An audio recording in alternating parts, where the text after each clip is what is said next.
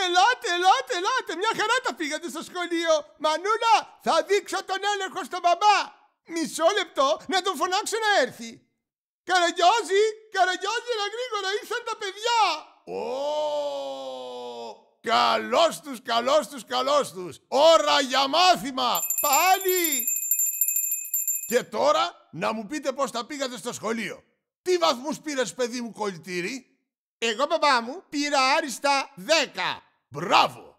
Εσύ, κοπρίτη? Και εγώ 10. Άχρηστα 10. Όχι άχρηστα, βρε. Άριστα.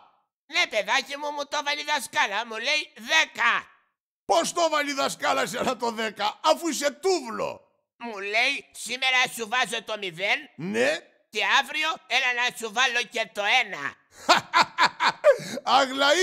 Αγλαία, έλα να χορέψουμε μαζί με τα παιδιά. Αβάντι, μαεστράκο μου, πάμε. Όπα. Γεια σου, πατέρα μου. Γεια σου, άντρα της μάνας μου.